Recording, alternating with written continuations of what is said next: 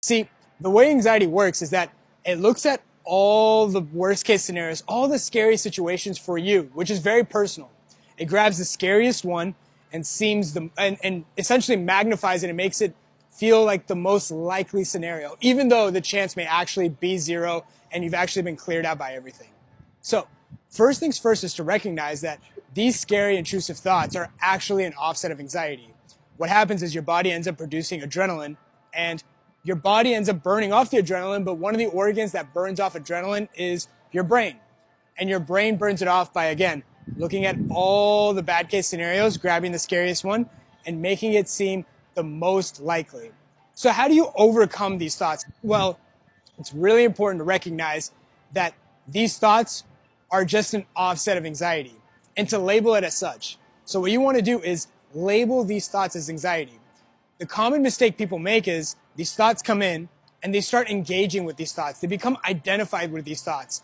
These thoughts come in, yeah, but what if the heart palpitations is due to some heart condition? What if the breathlessness is due to the fact that you may pass out any second? And even though these thoughts are scary, they're actually just thoughts, and it's just an offset of anxiety. What most people end up doing is they end up going Google searching, they end up going on forums trying to figure out what's going on. But if they just let the thoughts be there, just let it burn itself out, you'll notice that the thoughts go up, they get scary, they may scare you, but you don't need to do anything about it.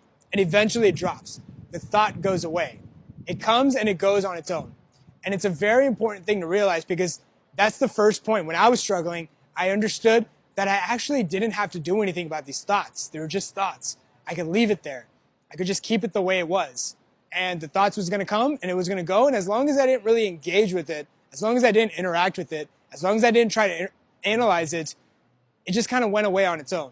So if you're struggling with these intrusive, scary thoughts, recognize that it's just an offset of anxiety. The same way you would experience a palpitation, the same way you may experience unreality, feelings of depersonalization, derealization, the same way you may even have some of the emotions that come with anxiety, this impending sense of doom or any of these other emotions. It's all an offset of anxiety. And the important thing to do is put it all under one umbrella, anxiety. If you can focus on overcoming the anxiety, the good news is all of these things collapse.